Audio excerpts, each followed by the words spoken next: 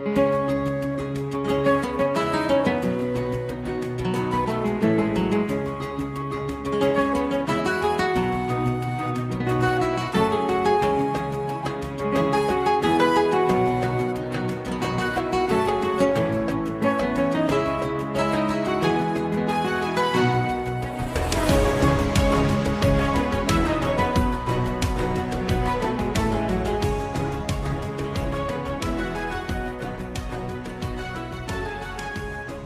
and welcome to today's episode of A Slice of Medieval. We're going back about 1,000 years today. Derek and I have had a few days, weeks of looking into the 11th century Anglo-Saxon earls and looking at who they were and why they were so important. So I suppose first thing we need to discuss is how these earls came about in the 11th century and why we're looking at the 11th century as opposed to earls in the 9th, 10th, 14th, 15th century. What was so significant about earls in the 11th century? Yeah, I mean, there'd been ealdormen for a while, for several hundred years at least, and there were earls for a long time after the 11th century. But in the 11th century, three earls become a lot more powerful than any of their predecessors, and there's a kind of specific reason for that. It doesn't just happen accidentally. It's almost engineered by King Cnut in the 11th century. Now, we've spent a fair bit of time talking about Ethelred and Edmund and Cnut, but we haven't really focused on other people who held power in that period in the 11th century. And of course, the 11th century is a pretty important century from English history point of view. And I think quite possibly these earls and the amount of power they had in England, not immediately before, but in the lead up to the Norman conquest, possibly helps to explain how the English succession got into the mess it was in, really. I think we also have to look at the title itself, because in Anglo-Saxon England, we didn't have earls until these three. We had ealdormen, didn't we? And then earl seems to be a conglomeration of the term ealdorman and the Danish name for them, which was jarl.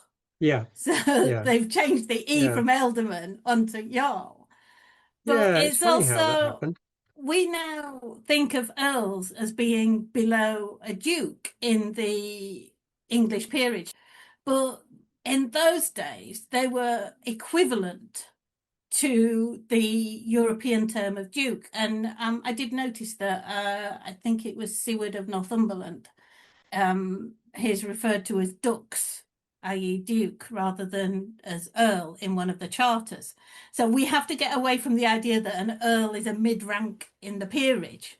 You know, it was the top rank in the peerage below the king. In the 11th century, yeah, that's right. And of course, a lot of these terms are also sort of quasi-Roman. They inherit a certain amount of importance from the fall of the Roman Empire through into the centuries beyond that in Europe itself. Not so much in England, but in mainland Europe. So what we're talking about in the 11th century is really three earls who've been described as a triumvirate of earls by, I think... So not a triad. Not a triad. Let's not go down that route. Sorry. A triumvirate of earls by the historian Robin Fleming, I think, sort of conjuring up the idea of Caesar, Crassus and Pompey of ancient Rome, sort of dividing the empire between them. But it's different, really. They are maybe a triumvirate of powerful men, but all of those men are essentially brought to power by King Cnut. When he establishes his control over England, he needs people to hold the country for him. There are all sorts of other claimants knocking about during the next sort of 20, 30 years. And Cnut needs people he can depend on. So these people are going to have enormous power and they're going to hold the main regions of the country. And I suppose it's worth talking about what those regions are. Yeah. Nowadays, we look at them and go, Earl of Wessex, Earl of Mercia, Earl of Northumberland or Northumbria. But they were very fluid regions as well, though. It wasn't just, right, that's Wessex, that's your earldom. Pieces had been added on and taken off at various stages. Mm. I mean, Siward also had Cumbria, I think it was. They think he did, from a charter that suggests that the lord in Cumbria was below Siward in rank and submitted to Siward. So it's a very fluid political process, you know. So you can't just go, that's his region. And every now and then a new earldom gets created for one of their sons for a little while until he inherits the bigger earldom and things like that. It's Yeah, I mean they're less important. I mean they haven't got the same importance of the three main earldoms. Yeah. But you're right. I mean Northumberland in particular is fluid. Sometimes it extends quite a long way north towards Strathclyde, which we would regard as Scotland these days. And sometimes it comes as far south, I think, sometimes as Lincolnshire.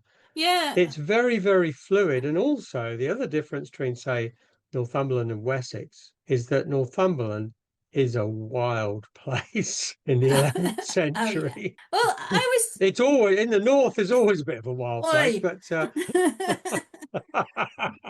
I speak as a southerner. Yes. Hmm. Well, I always feel sorry for whoever gets control of Northumberland because they have the Scottish border to deal with as well. Yeah. You know, that's their main priority, whereas the other two earls are looking to England. Well, no, aren't they? Well, no, Because I think Mercia has the Welsh border. The only ones who are only bothered about England are Wessex. well, no, to be fair, I mean Wessex turns out to be virtually the entire south coast and beyond.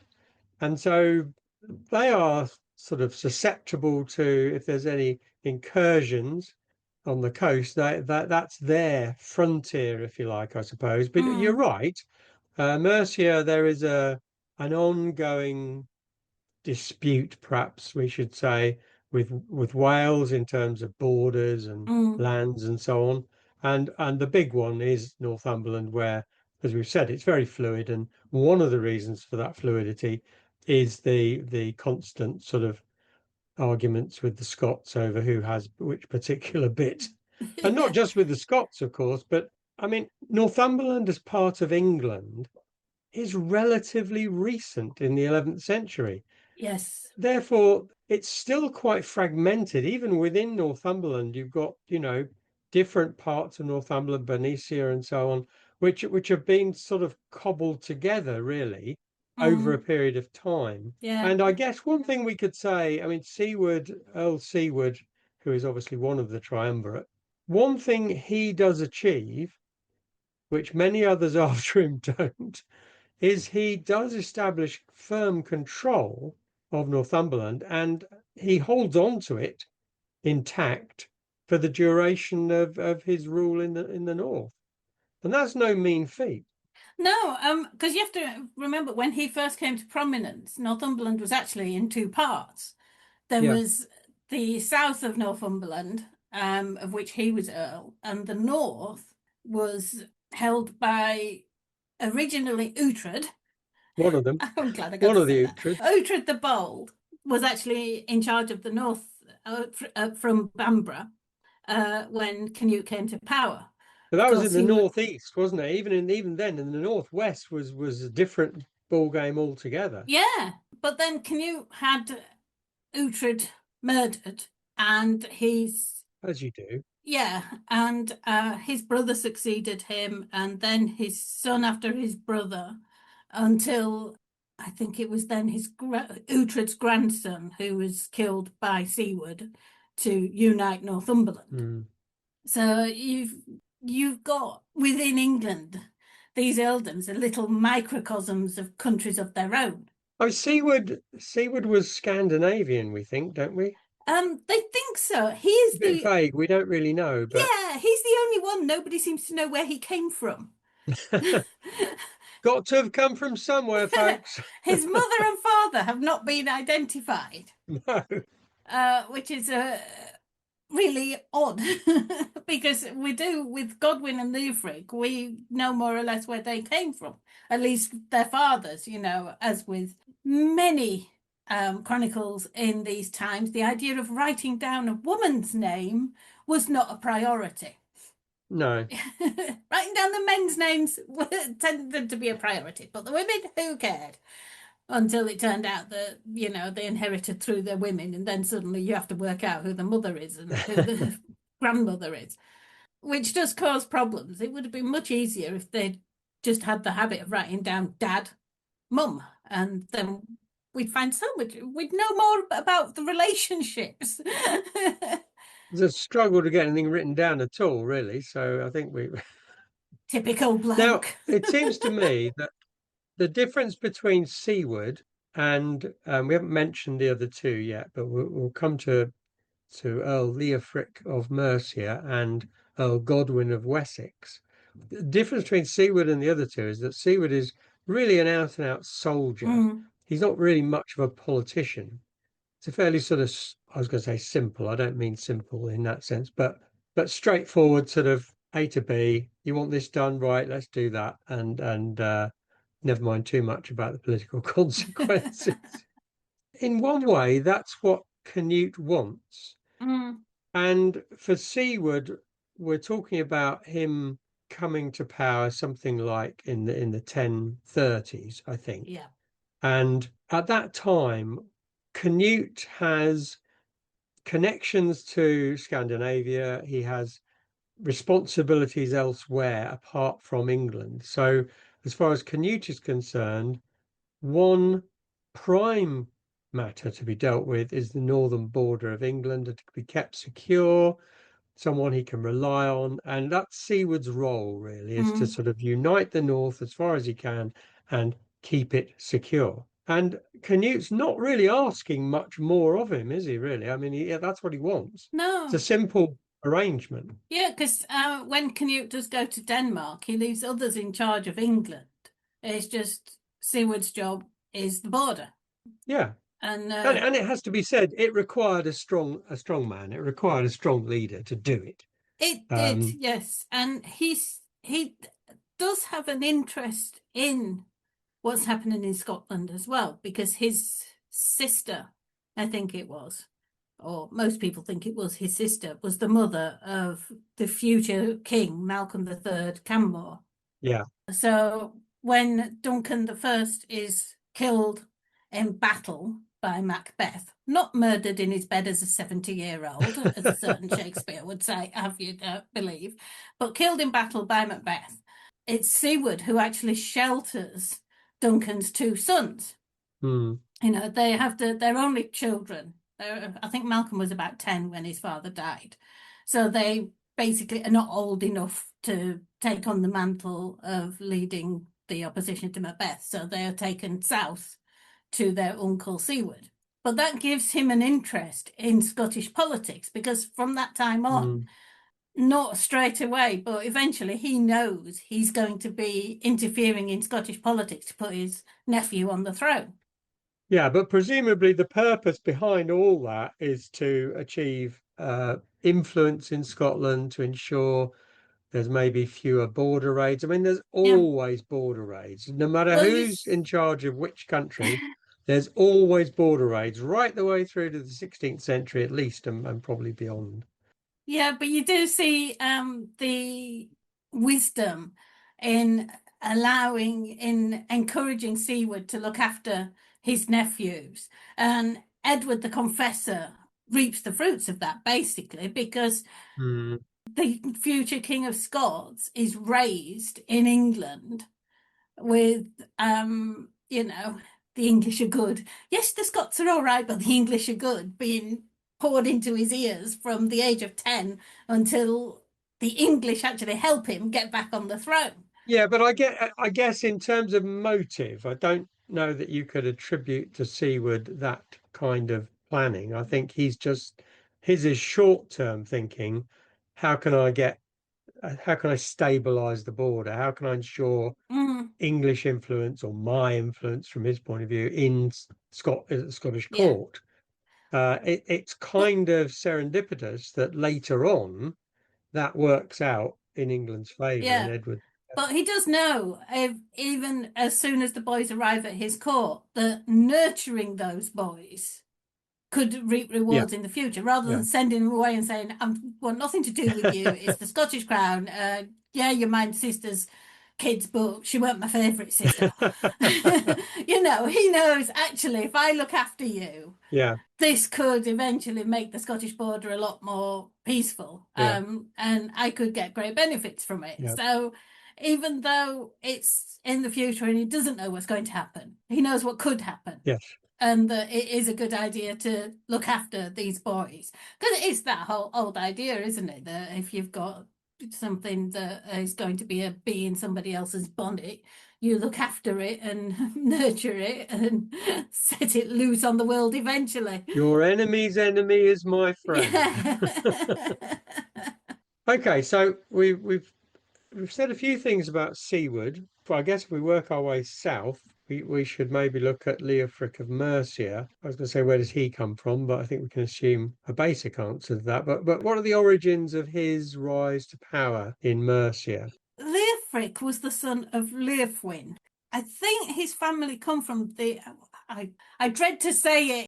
The Whicker. Yeah, because I don't know how Is, to pronounce it. no, I But don't. yeah, the Well, Gwicha, Gwys, yeah. whatever they are. It's like, I'm glad they decided to have them as Mercians in the end, because it's like, how do you pronounce that? Is Dwicce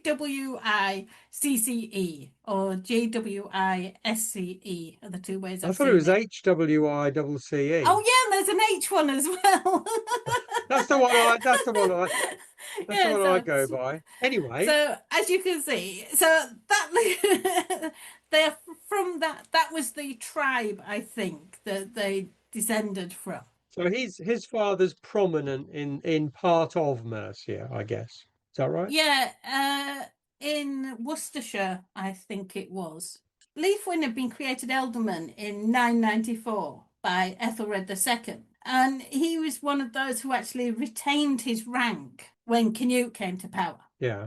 They don't seem to be sure of where his lands of influence were before Canute, but he did have lands in Warwickshire, Herefordshire, Worcestershire gets mentioned. Leofric's family seem to have been this massive net, whereas we don't know where Siward came from or even who his mum and dad was. No. With Leofric, there's this massive network of relations. Yeah.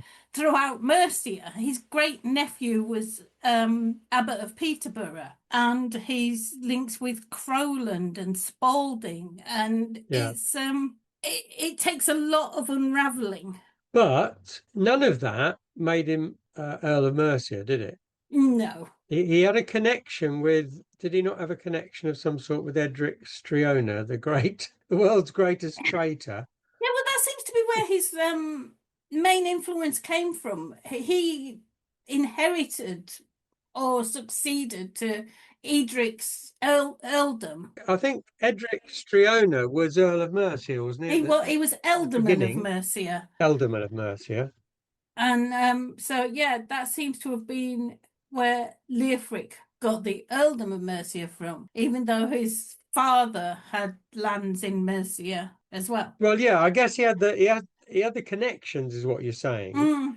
But I think it's kind of, that's a good reason for choosing him, if you like. But also, I think the the rather timely death of Edric Striona, i.e. being killed, Yeah. created a vacancy, shall we say. Mm. And was Leofric involved in the killing, do we know, of Edric Striona? Or is he just an innocent bystander who benefits? I think Striona was killed in battle. Was he, or was he murdered after? I thought he was killed afterwards. He fought a battle on the side of Edmund Ironside. Well, he was arrayed for battle with Edmund Ironside, and then he changed sides. That's right. And then didn't he change sides? And Yes. he had this Yeah. habit of changing sides. And Yeah. I think with Ethelred II, it was like, well, you are my son-in-law, so I've got to give you some, cut you some slack. But with Canute, it was like, I'm not having any of this. And I mean, Canute was clearing away the rubbish, basically, wasn't he, as far as he was concerned, getting rid of Striona. Well, it's a good contrast, because we said at the beginning that Canute needed people he could trust because of the fact that he would sometimes be out of the country, in Denmark or wherever. So he couldn't just go and be worried about the loyalty of these powerful men. And I think, Striona had to go, and Leofric of Mercia was the beneficiary of that in a sense. Whether he was sort of loitering about hoping for that, or Well, that might have been because Leofric's dad, was still alive when Striona was killed. Leofwin didn't die until 1023. but I mean, Leofric he didn't become immediately Earl of Mercia after Striona's death, did he? No, he was ealdorman. It was when Leofric succeeded Leofwin that he was made earl. Leofric becomes Earl of Mercia around about 1032, I think, around Mm, about that sort of a bit like, see, with the early 30s. This is the time when these men seem to be, or these two anyway, get their positions of yes. power. But I mean, we talked about the fluidity of Mm. Northumberland's borders, but Mercia is also, it's a really sprawling earldom, isn't it? I mean, from east to west, and It, it's sandwiched between Northumberland and Wessex, which sounds a very painful place to be sandwiched between. yeah, It's not easy, you know. He's no. probably got more borders than anybody else. And I think that's the thing. We always think that, the borders were set, and it wasn't. They were very fluid, and little Yeah, chunks would be cut off and made into an earldom for somebody else at any point. yeah. And Canute it wasn't like, oh, the Earl of Mercia is dead, long live the Earl of Mercia. It appears to be something, it wasn't a right. It was a position that was earned. They were appointed by Canute and they served him. And if they didn't get it right, knowing Canute, then he would have shown them the error of their Yeah. ways. It does, it's an administrative and military position. They wasn't just, they were defending the borders, but they were also sub-kings sort of thing, administering Yeah, each area for the king. I think basically they were responsible for those areas Mm, in almost everything, really. There was also, I think, a bit of a religious angle as well. But I mean, they were basically responsible for their earldoms to the king. yeah. So it was a very direct line of sight, a direct line of responsibility, and the buck stopped with them. So if there were problems in those areas, Canute would be asking awkward questions of them. Mm, What are you doing about it? Not what am I going to do about it, but what are you doing about it? yeah. He didn't want to be involved in the day-to-day running of the earldoms, but also he didn't really want to be firefighting if things went wrong. Mm, And that was the whole point of appointing strong men, strong leaders, both, as you say, military leaders, but also men capable perhaps of sort of organizing their earldoms and dealing with any disputes within mm. the earldoms, of which there would have been many in all of these earldoms.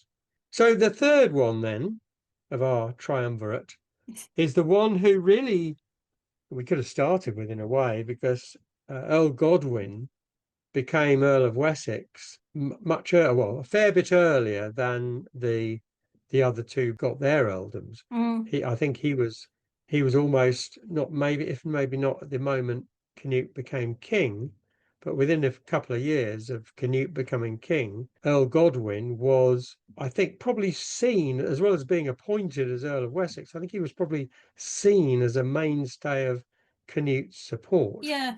And it seems to be from the early 1020s that he was one of the most prominent men in the kingdom. And of course, Yeah.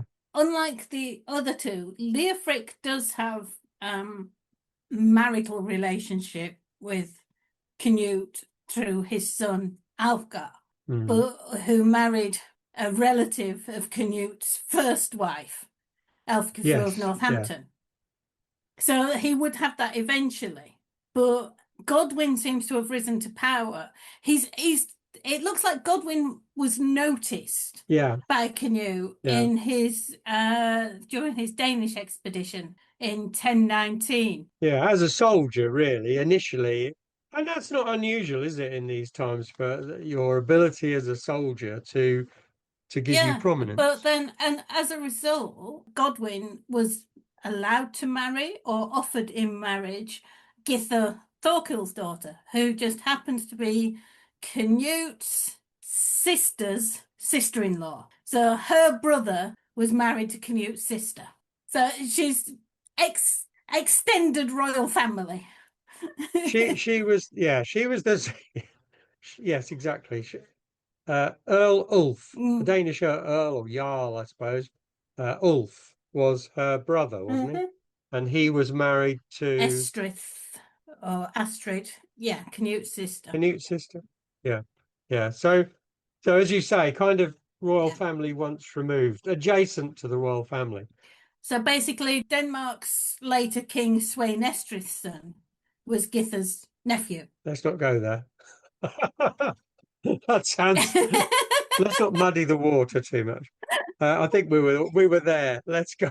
But you know, she was the connections to the Danish royal family for Godwin, which was a great step up for him. Yeah. So we're talking about a sizable chunk of time that these three earls, Siward, Leofric, and Godwin, were essentially ruling England for Cnut. And presumably the relationship between the three earls and Cnut was fairly stable. Yes. I haven't come across examples where they were either rebelling or causing problems against Cnut, because presumably who would? So that relationship between those three and Cnut seems to have worked really, really well, because it seems to have done exactly what Cnut wanted it to do. And from the point of view of the three individuals, they got an enormous amount out of it as well. They got wealth and power they never would have had before. And Cnut got the stability in England that allowed him, because we have to remember, England was one part of his empire. He was also king of Denmark and king of Norway. So he needed trusted, reliable people in his different countries to deal with things when he's not there. Yeah. He does have a knack for picking the right people. Yeah. And maintaining their loyalty. Because as we'll see, it wasn't always the case that they stayed loyal. So the fact that he managed to keep them in line and keep them doing a good job is pretty impressive when you see what happens under Edward the Confessor. Yeah, I mean, we probably need to now move on. But as we've said, under Cnut, no problem. It was successful. It did what it said on the tin. It controlled England for him. However, Cnut obviously eventually died. Well, did he die in 1040? 1035. 1035, yeah. So when Cnut died in 1035, suddenly there was a new king. Two new kings. I was going to say, it wasn't quite as simple as one person replacing Cnut. It was really two people. The one problem with Cnut is he didn't settle the matter of the succession. Yeah. How many times have we mentioned that in this podcast about the succession? Well, I was just going to say, everybody goes to Henry VIII not having a son. And yes, that is a problem for a king, not having a son. Having too many sons or too many heirs is also a problem for a king, especially when it's by two different mothers. Yeah. And each of them thinks their mother was the one who was properly married to the king. Yeah. So do you want to just briefly tell us who the two people are and where they come from? Briefly. Let's see if we can do this briefly. Yeah. Well, let's start with Ethelred II and Emma of Normandy had two sons, Alfred and Edward, who's the future Edward the Confessor. So there's two claimants to the throne in 1035 who are not necessarily considered by many people, although they are the Anglo-Saxon claimants. They don't appear to have much of a look in. although they probably thought they did because their mother was Queen of England. After being wife of Ethelred II, she then marries King Cnut. Yeah, now if the listeners have listened to the Emma of Normandy podcast, they'll be really clued into all this. Yeah, If they that's haven't, true. they might be a bit more That's lost. good. But basically, yeah. So Emma of Normandy is married to two kings, Yes. Ethelred II and Yeah. Canute. This causes a lot of confusion. Yeah. So Understatement. Emma's married to Cnut, but Emma is not Cnut's, I would say, first wife, but actually, I think actually only wife. She's not his only wife Yeah, because he has another one already with Elfgifu of Northampton. So while Emma is married to Ethelred, having two sons, Cnut is handfasted, which is a yeah, Danish marriage, i.e., not in a yeah, church, non-Christian. with Elfgifu of Northampton. And they have two sons, Sweyn and Harold. And Sweyn is sent off with Elfgifu to rule Norway under King Cnut at one stage. Makes a naff job of it and gets chased out of Norway. Harold is kept in England with Cnut and raised at Cnut's court. So then you've got Elfgifu's gone off with Sweyn, while Cnut marries Emma, even though he's still married to Elfgifu, but he marries Emma in a church. So as far as the papacy is concerned, this is Cnut's only marriage. Yeah. And Emma and Cnut have a son, Harthacnut. Don't say it. Not half a Canute. No, not half a Canute. Half a Canute. I'm not saying it. I'm not saying it. Not half a Cnut, not a quarter Cnut. So if Cnut had never had a son, it would have been quarter Cnut. But half a Canute, yes. So right, okay. I did have to go there. It was just there. It is actually Hartha Cnut rather than HALF. But so yeah, but it's how I've always remembered it. There's Anyway. Cnut and there's half a Cnut. It works in Yorkshire. So you've got Harold. So you've got Harold in England, and then who is Elfgifu's son. Who's Elfgifu's son, and then you've got Harthacnut, who is Emma of Normandy's son by Canute. Yes. And so when Canute dies, Sweyn's already out of the picture. England is basically divided between Harold north of the River Thames and Harthacnut south of the River Thames.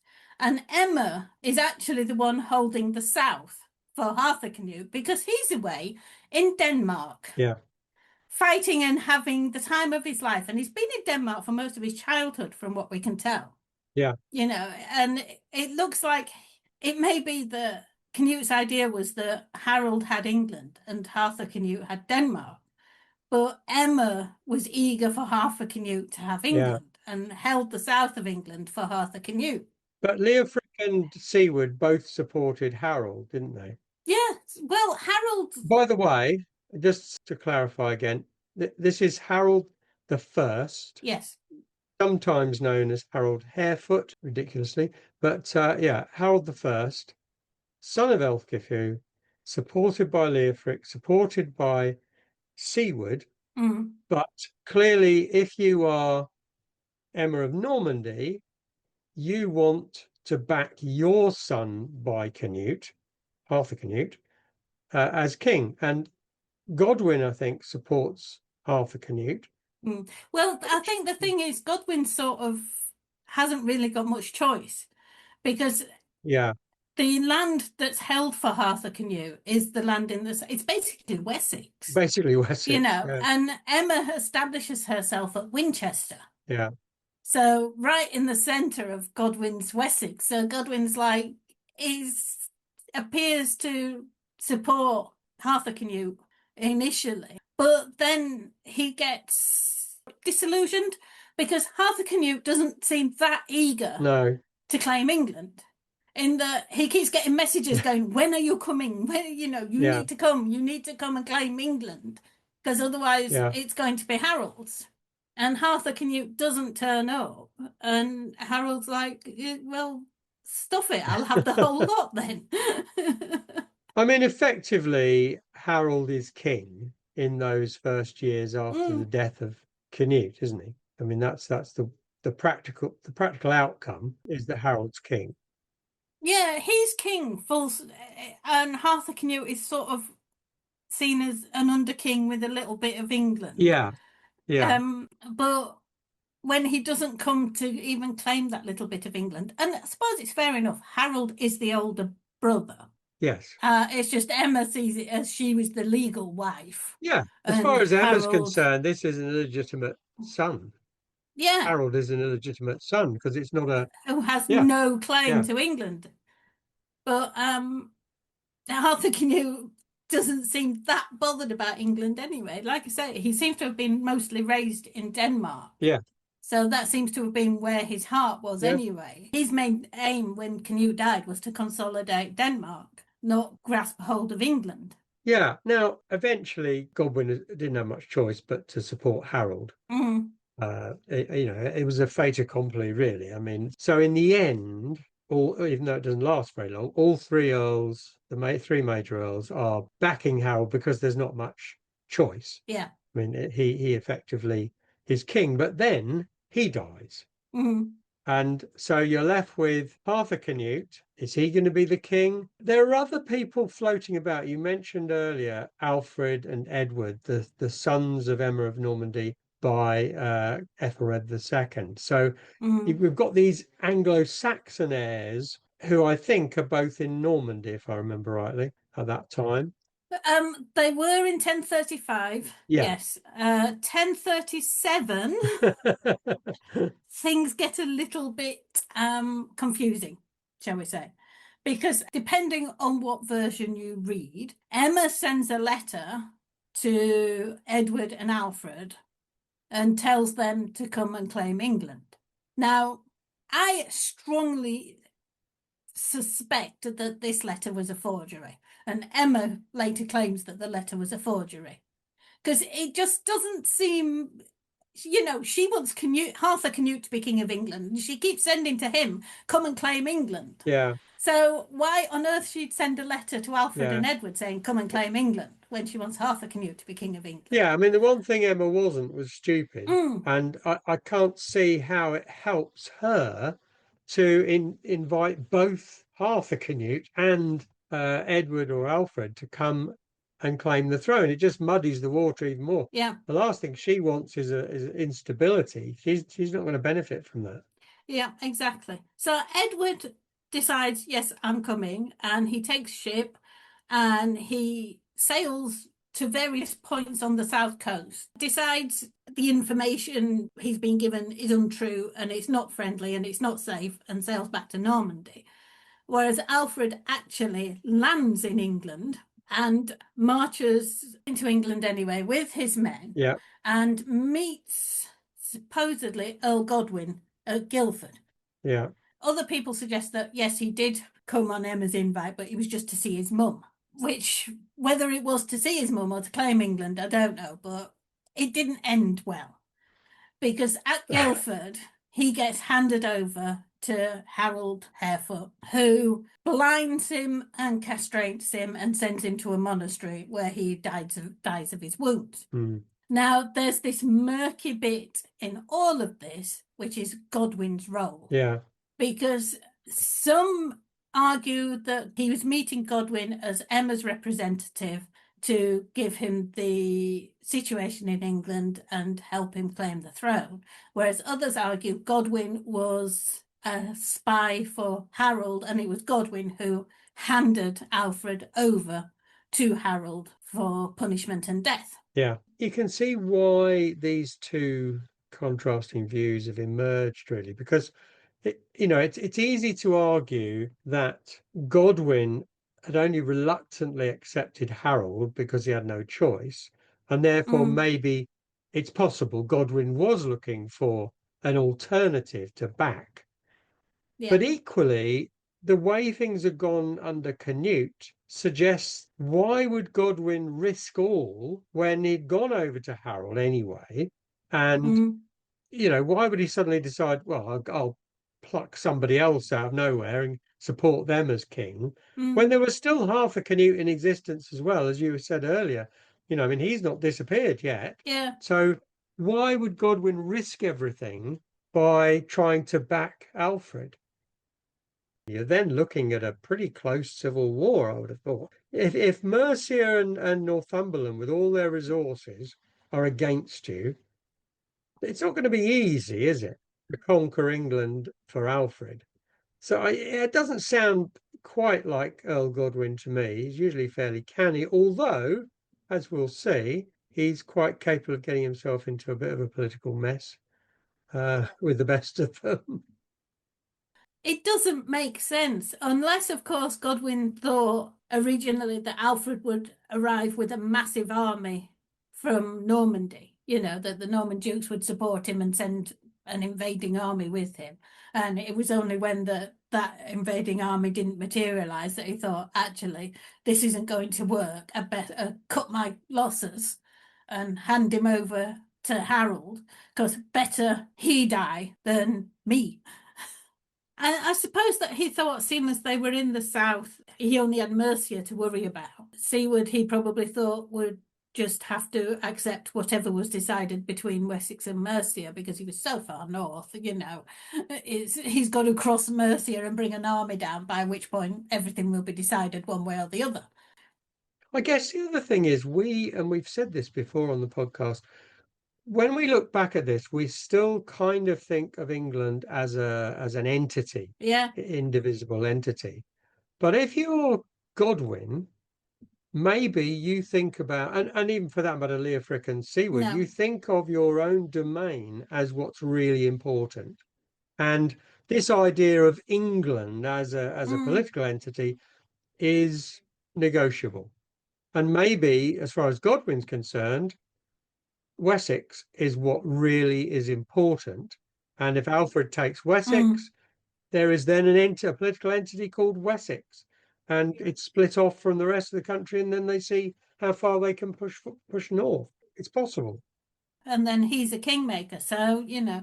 So yeah, I mean, I always think we have this tendency, because, like you say, England is now just one entity, to see it as always like that. I think we have to look at the 11th century England as something similar, more like the United States of America, where they have state laws and then federal laws. You know, it's a lot more. There's more regional control in 11th century England than there is in modern England. Oh yeah, yeah, yeah.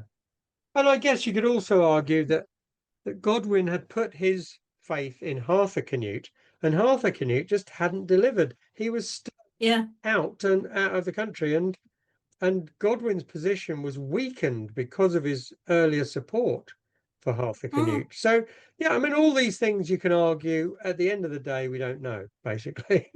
Yeah. We don't know why, who did what and why. These are murky times in terms of evidence. They're very murky times, but by 1038, Alfred was dead. Harthacnut was still in Denmark. Edward the Confessor had returned to Normandy to brood and blame his mum. And Harold Harefoot had control of England. Until 1040, when he had some kind of stroke or seizure or something at a wedding and died. It wasn't something he ate, was it? Oh, was poisoned. Seems to be a lot of that going around. Yeah. There's a lot of that going around, yeah. That happens quite a bit, more than you'd expect, really. I think it was him who died at a wedding, or it might have been Harthacnut. Far too many people died after they'd just eaten something. Yeah, but suddenly Harold dies, and Harthacnut, who supposedly was planning an invasion by this point anyway, brought his ships to England and peacefully claimed England. Yeah. With his mum, I'm sure, meeting him at the quay going, "Oh, Harthacnut, here you are, I love you." And not thinking a bit about Edward, as far as Edward's concerned, still in Normandy. Yeah, so this is 1040, is it? This is 1040. And one thing we can say about King Cnut's children, yes, he had 3 sons, but none of his sons had children.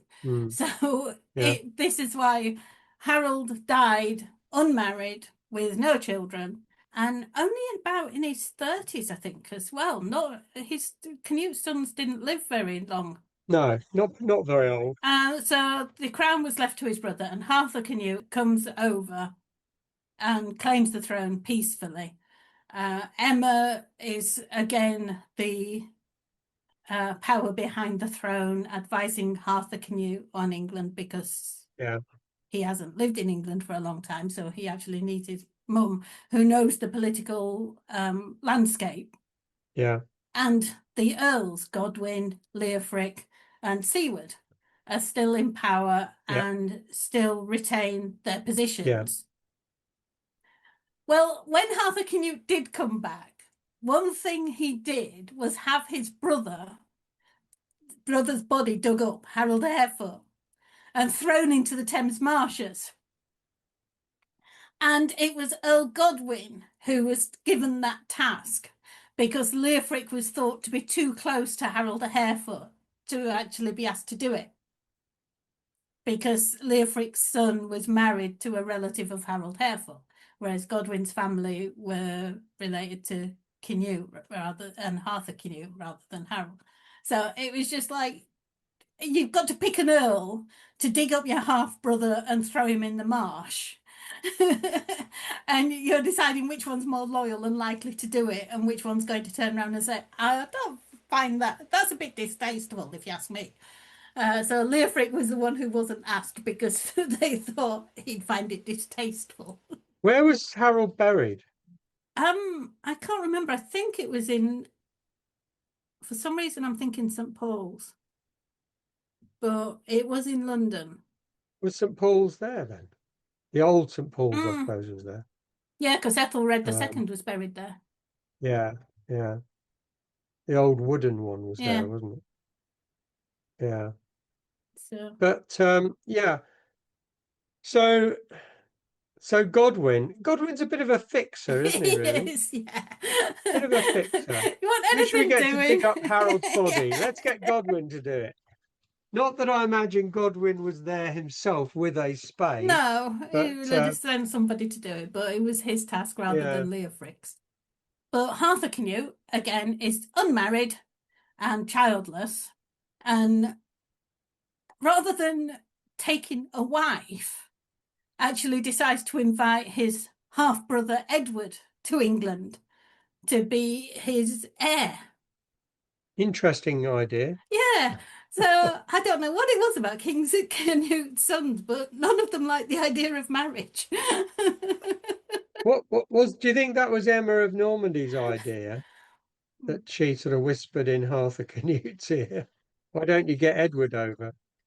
I think it's possible. Yeah.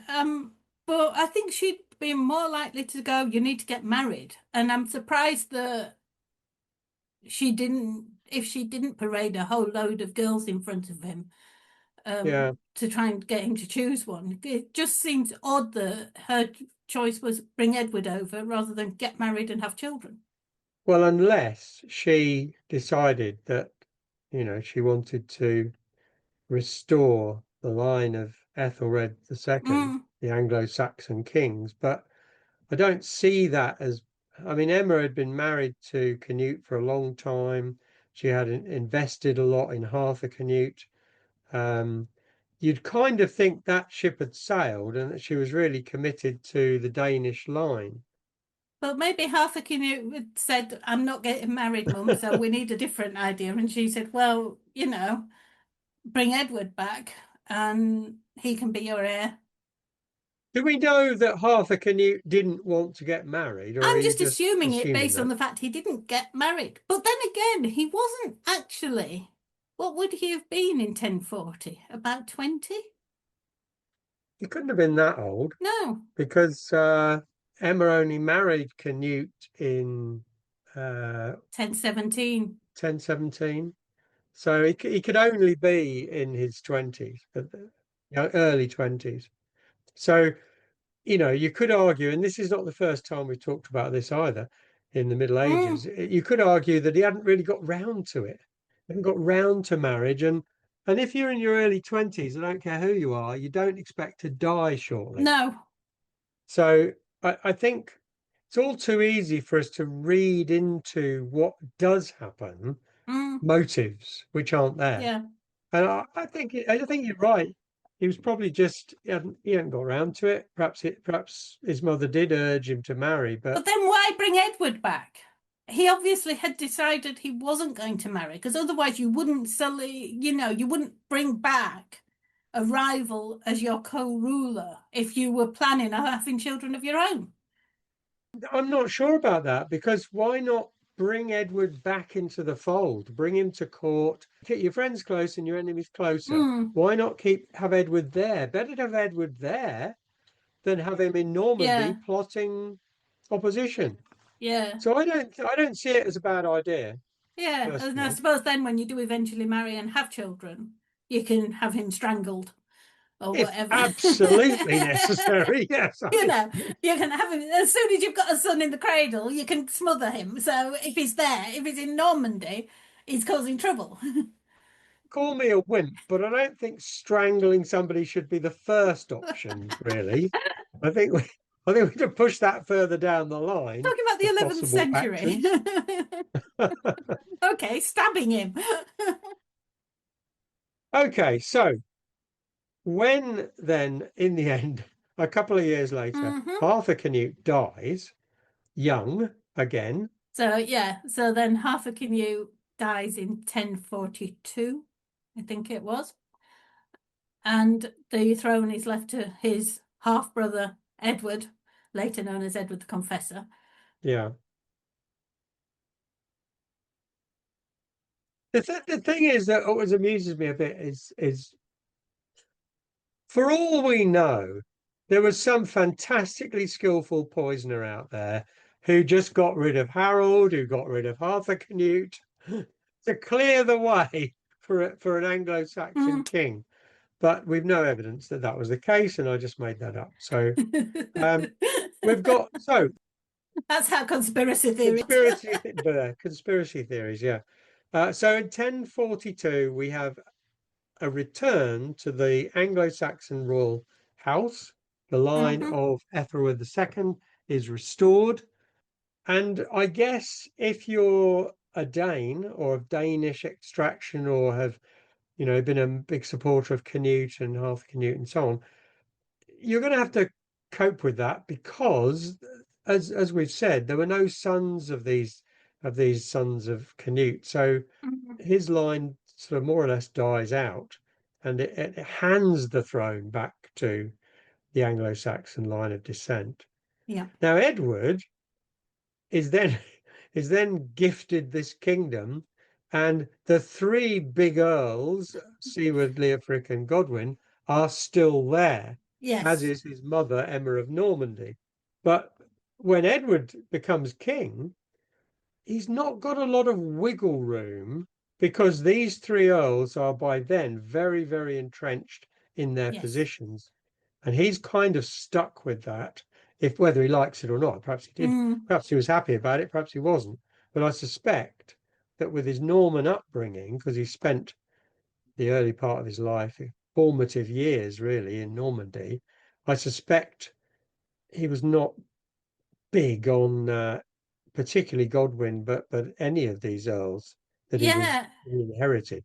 And he does start bringing in his own people. His Norman friends start appearing in various places of authority, mainly in the church.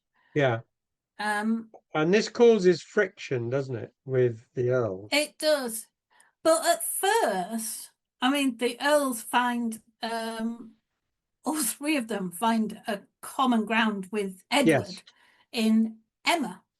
Yeah. Basically, they're all like, there's Edward there going, oh, what do I do first? And the three earls are like, you know what you need to do, don't you? You need to ride to Winchester. Your mum's got all this money. You need to grab the money and arrest your mum. And I mean, he's been in England a couple of years by this point, so they know that Edward doesn't get on with his mum. Yeah. Yeah. They've sussed that out. And they all accompany him to Winchester to collect the treasury that Emma is protecting and arrest Emma. And he's like, get off the reign off to a good Yeah. start. We're all on the king's side. He knows we're his friends because he knows that we're putting him above his mum, Emma, who's been in England a heck of a lot longer than he has. How do you explain that? How do you explain their unity against Emma? Were they fed up with her, Um, you think? She was a bit of a plotter, wasn't she? yeah, and I could go with the misogynistic. She was a woman, she was holding the treasury, and that's too much power for any woman to have. Yeah, which is an argument from their point of view, I guess.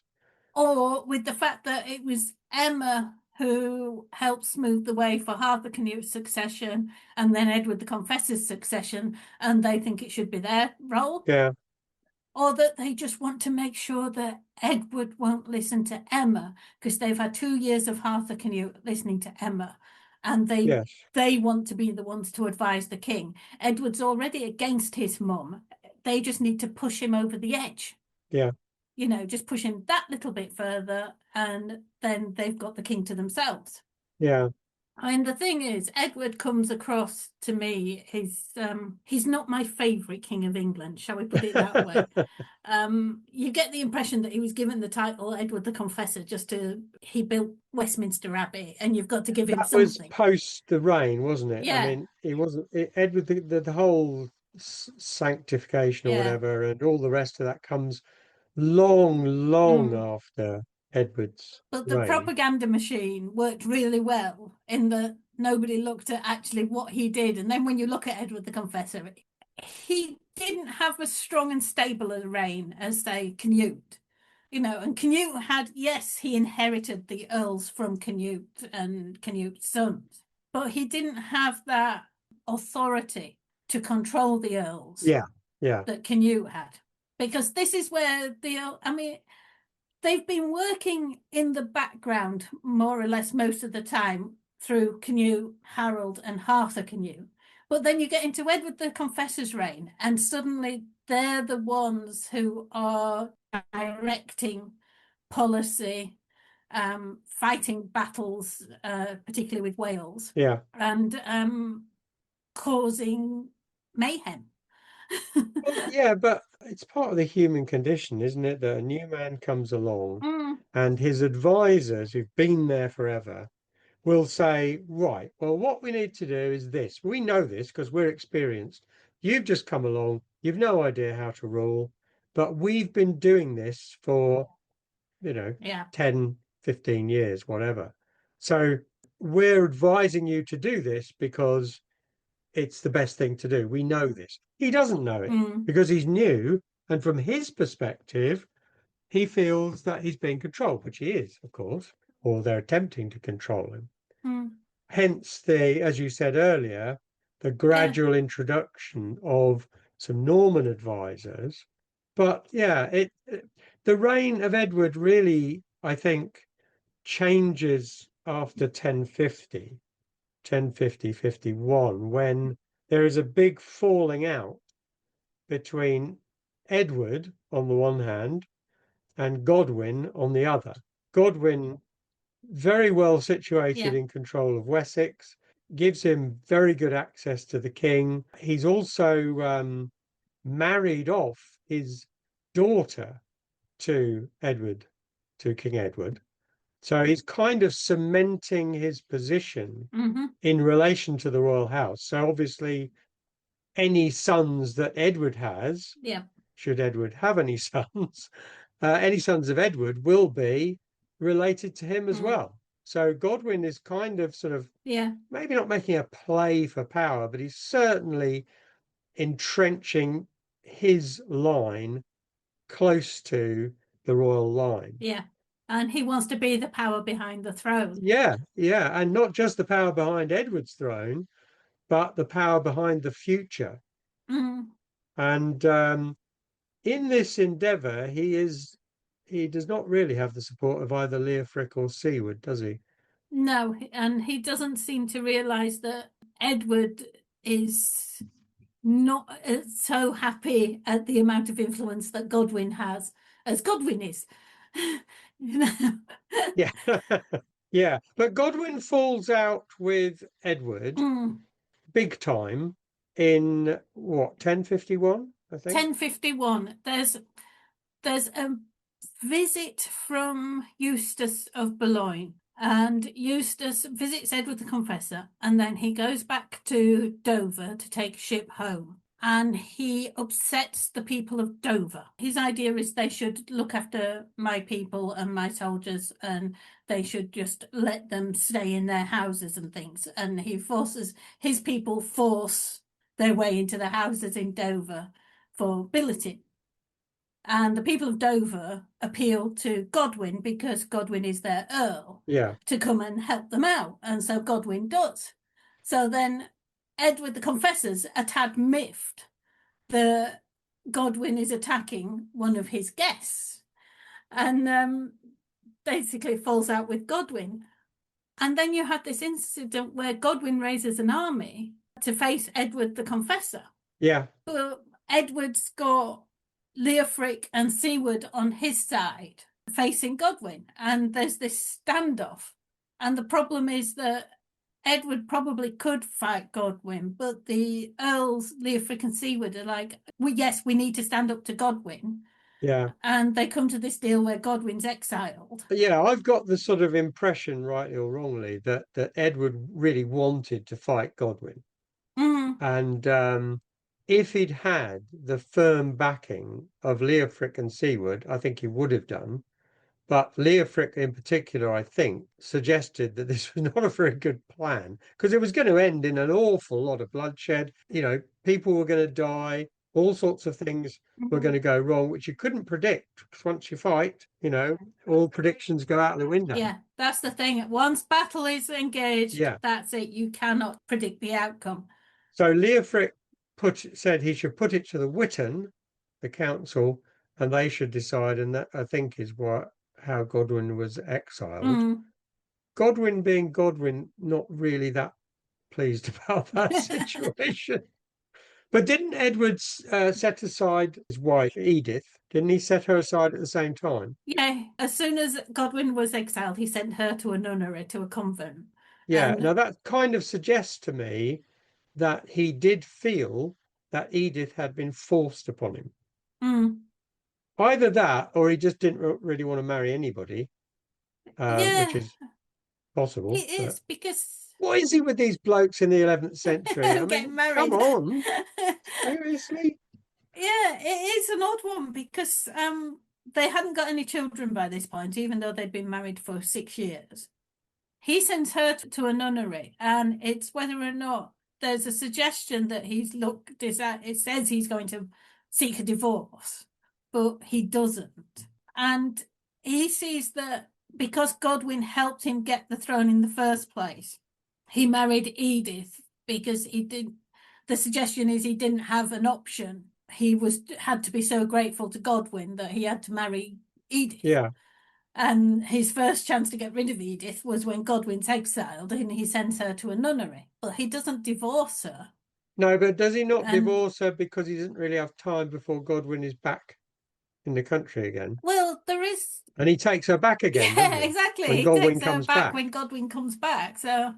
Well, that's probably a condition, isn't it, of Godwin not nailing his head to something. Yeah, but when Godwin comes back in 1052, he and his sons sail up the Thames. Yeah. And I think they land on the south bank and Edward the Confessor's on the north bank. Yeah. And they have this big powwow and thrash it out with each other. And I mean, Edward's got Leofric and Siward behind him at this point. Yeah. And Edward probably would have said, right, yes, you can come back, but I'm getting rid of Edith and choosing my own wife. Except Siward and Leofric are like, okay, yes, we need to agree and let Godwin come back, but they basically tie Edward's hands because they say, we are not going to war with Godwin. Yeah. Yeah. We're not having a civil war in England. So you've got to make a deal that is good for both of you. But You Yeah. know, Edward, you can't impose it on Godwin because we're not going to war. Yeah, but the thing is, though, it's. I think it's a bit unfair to Leofric and Siward to say that it's kind of not their fault because their policy is actually quite a sensible one. But if you imagine that conversation between Leofric and Siward and Canute rather than Edward, it wouldn't be the same No, it conversation wouldn't. because Edward's personality and his abilities are not such that he can dominate these Yeah. experienced earls. And when Canute was dealing with the earls, they were totally reliant on him for their power. Now, it's different with Edward. He's saddled with them, he's stuck with Yeah. them. It's going to be almost impossible for him to get rid of them. And even when he does fall out with arguably the most powerful one of them, the others won't let him destroy Godwin. Yeah. But you also have to look at what the others are facing. Yeah. Siward, yes, there's this big argument with Godwin. There's also, this is 1052, so Macbeth's been on the throne Yeah. 12 years. Malcolm, Siward's nephew, is chomping at the bit to invade Scotland. And the Scottish border is getting very unsettled. At the same time, Leofric is fighting off Griffith of Wales and the Welsh on the Welsh border. So it's like, we can't fight Godwin and well, we've got the restless Scots and the restless Welsh at our backs. Yeah. Because they're going to take advantage of the fact that England's in disarray. Yeah. You know, the one thing you can guarantee about Scotland, and I do say this in my book, Scotland's Medieval Queens. Quick plug there. Is that they take advantage, big plug there. They take advantage of unrest in England at the earliest opportunity. So if you look at it from Edward's point of view, he's got Godwin, who he totally despises because he's too powerful as far as Edward's concerned. And he's being imposed on him. He's not Godwin. Godwin is not Edward's choice for Earl, but neither is Leofric and Siward. But he's got to secure his Scottish and Welsh borders and keep Leofric and Siward on side. Yeah. And do something with Godwin. I mean, the poor bloke's in rock and a hard place or what? He's just, but like you say, he's not Canute. He's not the man for this situation. But I think also, he isn't obviously by a long way, but his background and his lack of experience is, I mean, even though by then he's been on the throne for nearly 10 years, I'm not completely certain he's learned a lot. No. And this sometimes happens that the circumstances work against everybody, really, because these earls have been in power for a long time. They know what they're talking about. As I said earlier, he's not, but he hasn't got any choice, really. There is no alternative to these three earls. And as long as the earls refuse to get rid of each other, even though obviously Leofric and Godwin aren't necessarily on the best of terms, nevertheless, they're not prepared to countenance actions against each other that are going to weaken any of them, really. Well, no, because if they do that, if they let Edward go against Godwin and get rid of Godwin, then who's next? Yeah. You know, because they know that each of them know they're not Edward's choice. And That's he's got these tribe of Normans coming in and taking over, you know, the church and his administration. Yeah. So they know they've sort of got to stick together to survive, because otherwise Edward's going to just put all his Norman friends in place and then they all lose. Yeah, I mean, of course, the elephant in the room here is that about the succession after Edward and the fact that at some point, I think we can say with a certain amount of confidence that at some point Edward does tell William of Normandy that he will be his heir. There's all sorts of arguments about it, but I think at some point, I mean, this just hasn't appeared out of thin air. At some point, he has told William, you're going to be my heir. And the most likely time for that to have happened is 1051 to 2, I would have thought, when he is struggling against Godwin. Yeah, there's a suggestion that when Godwin was in exile, William visited Edward the Confessor. Yeah, It's only in one chronicle, though, yeah, and the Anglo-Saxon Chronicle doesn't mention it. yeah, But then why would it? It yeah. may well be that I think it was William of Jumièges or Robert of Jumièges who mentioned it, and it may well be that it was a secret, mission that only the Normans knew about, and it wasn't mentioned in England because he Yeah. came in disguise, incognito, in a private meeting, in a private trip, rather than all flags waving for the Duke of Normandy's arrival. It wasn't a state visit that everybody would know about. No, but I think in terms of the circumstances, you can well imagine Edward saying to himself, right, we've got to do something about this situation I'm in. I am not going to have an heir. I'm not going to divorce Edith, but I'm not going to have any children with her either. And what I want to do is pass the throne on to somebody who can cope with these powerful earls, because although those particular earls might not be around in the future, they're going to be succeeded by somebody in all probability. The structure will probably stay the same. So why not have somebody succeed you who's going to be able to cope with that? Whether or not he knew that Edward the Exile was alive in 1051 is the question. Because he was in Eastern Europe, wasn't he? He was in Eastern Europe, yeah. He was Edward the Exile. Maybe we just better remind people who we're talking about there.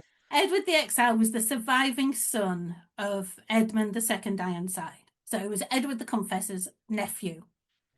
He'd been sent as a toddler to Sweden by King Cnut with orders to the King of Sweden to have him murdered, and him and his brother.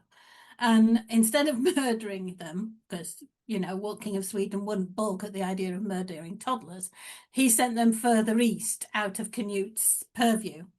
And they were raised in Kiev at the court of Yaroslav the Wise. And then both boys were involved in wars in Eastern Europe. Edward the Exile married a lady named Agatha and had a son named Edgar and 2 daughters, Margaret and Christina. Margaret became Queen of Scotland as the wife of Malcolm Canmore, but Edgar was Edward's son. When Edward the Confessor discovered Edward the Exile's survival, we don't know. But we do know that in 1055 or 1056, an embassy was sent to Edward the Exile to invite him to come back to England. And Edward seems to have refused or been reluctant because the embassy returned without him. A second embassy had to be sent, which was led by Harold of Wessex, Godwin's son, who brought Edward the Exile back to England, where he promptly died a week after arriving. Many claim that Harold must have poisoned him. My argument is, if Harold was going to poison him, I think he would have done it before he'd brought him all the way back to England. That would make sense, wouldn't it, really? So oh dear, he's died on the journey. I don't know why. Yeah, exactly. That's going to make more sense than he gets home. He has a rest. He gets here and spends a week here. And just as he's about to meet Edward the Confessor, somebody decides, oh, actually, we'd better put some poison in his dinner. I don't think poison is Harold Godwinson's weapon of choice. No, really. neither do I. So if he was murdered, I think it must have been somebody other than Harold. I can't see Harold doing it here. We maybe ought to go back a bit, because before all of that happens, the situation of these 3 great earls has changed a little. Yes. Because Godwin dies, I think, in 1054, if I remember rightly. 1054 at Easter. Yeah, of something he ate, probably. No, it's Easter. Let's not go there again. Yes. But also, Siward dies in 1055. Yeah. And Leofric in 1057. Yeah, I think so it was. 1057. So by 1055, even 2 of the 3 great earls are dead. Now, one Godwin is replaced by his son Harold Godwinson, who some people might possibly have heard of. So that's why Edward sends the embassy under the command of Harold Godwinson, because at that point he is Earl of Wessex. Yes. By then. But as you said, 1057, Leofric's gone as well. So the Triumvirate has gone by 1057. Yeah, in the space of 3 years, they're all Yeah, replaced. exactly. And so it gives Edward an opportunity, which he hasn't previously had, which is to control his own destiny and to control what happens in the kingdom, to control appointments to an extent, and try and ensure that those who now hold power owe it because of him, not because of Cnut many years before. So he's obviously reaching out. So whether he has already said, and this is of course in the midst of time, we don't know it, whether he's already asked William to succeed him, we don't know. Perhaps he has, perhaps he hasn't. But either way, as you say, he reaches out to these other Anglo-Saxon descendants who are in Eastern Europe, Edward the Exile, who then comes back, dies, but leaves a son, Edgar. Yeah, who's probably still only a baby or a toddler at the time. Yeah, very young, I should think, at that point. So, but yeah, I mean, you can see the idea that sometime between 1051 and 1055, Edward discovered that his nephew was still alive. He promised the throne to William in 1051, thinking he didn't have an heir. Yeah. And then discovers he's got a nephew. Yeah. And sends for the nephew, and ready-made family, ready-made heir, and a grown man as well. Yeah. In Edward the Exile. Yeah. Who then just promptly dies. Yeah. It's like all that effort. You can imagine poor Edward going, "Oh my giddy, and you just couldn't make this up." There do seem to be quite a lot of sudden deaths in this story, rather more than the average. Okay, so we're not going to go into the next bit because that's a different story, and we have dealt with some aspects of that before.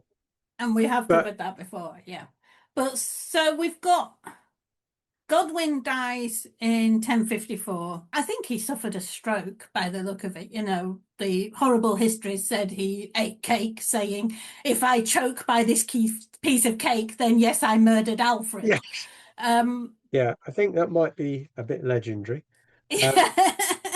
But it's more likely that he suffered some kind of seizure, perhaps a stroke, and he died something like 5 or 6 days later. And Harold inherits Wessex. Yeah, now, of course, Godwin had lots of sons, or quite a few sons. His eldest, Swain, I think, was he already dead by then? Swain was already dead. Yes. He kidnapped a nun and tried to marry her. As you do. In the early 1050s. And when everybody else went off to exile, he went to Jerusalem on pilgrimage and died on his way back.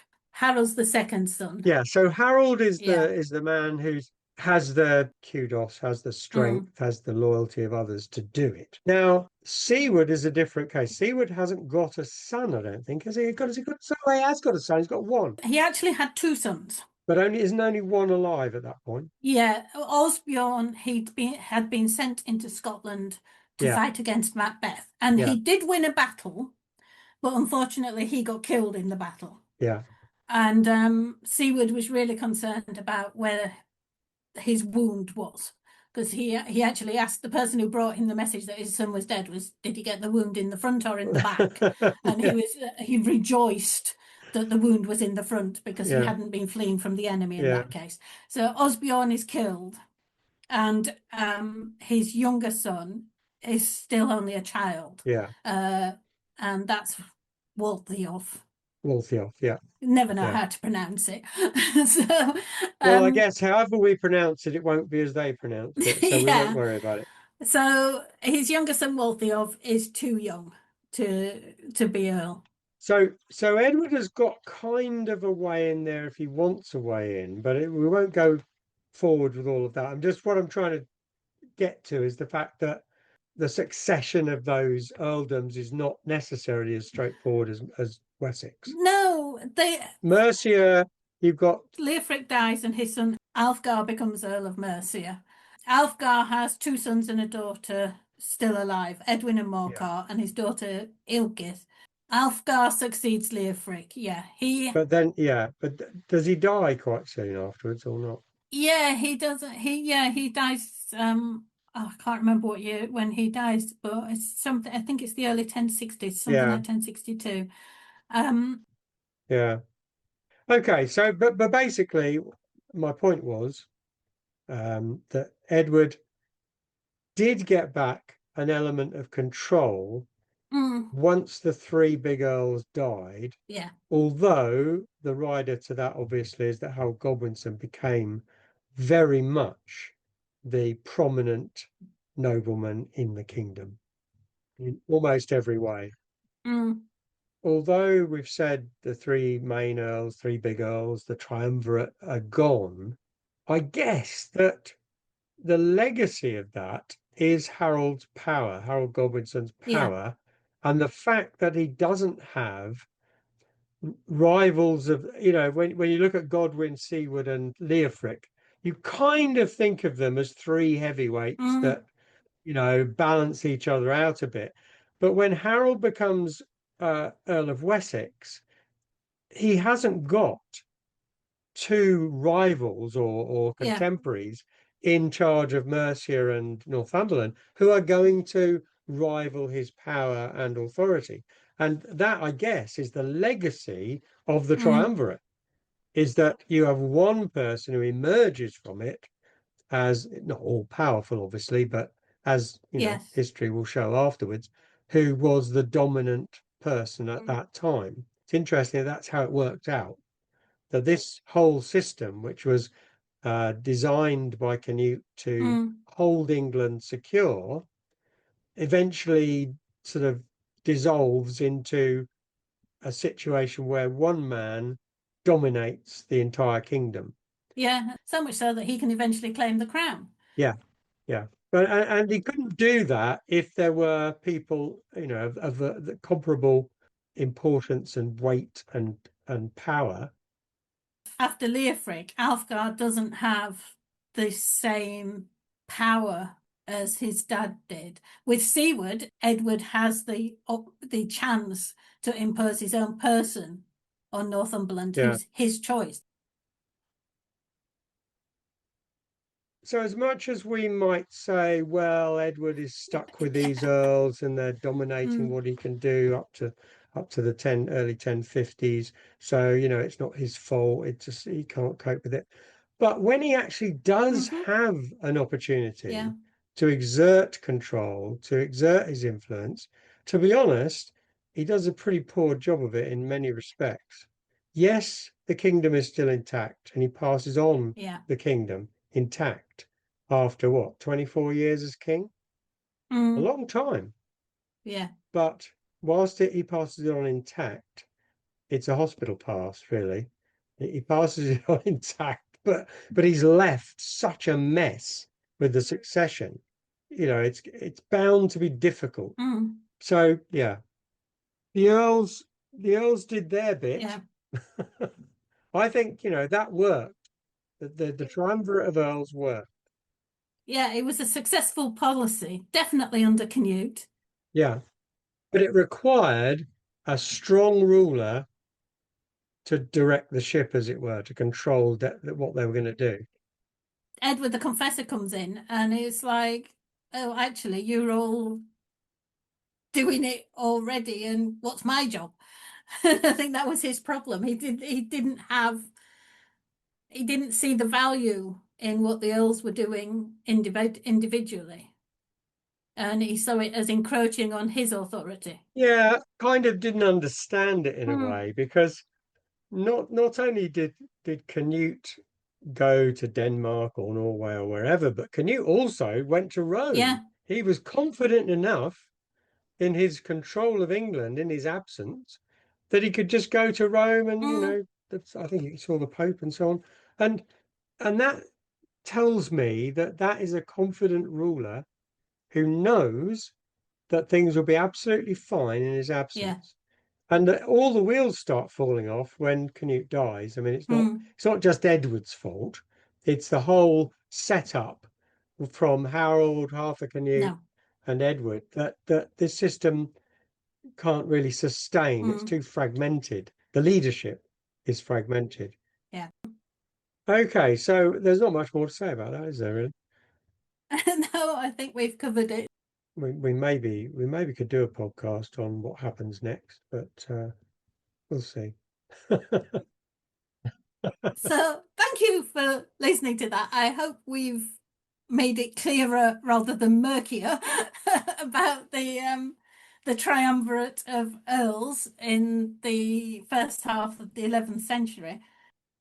Do join us next time when we have, well, it's hopefully going to be a real treat, although I'm a bit scared, because we will be joined by the Sheriff of Nottingham to talk about the role of the sheriff in medieval England. Thank you very much for listening to today. I've been Sharon Bennett Connolly. And I'm Derek Birks. You might like to know that all our podcasts are on YouTube. Just search on the Slice of Medieval.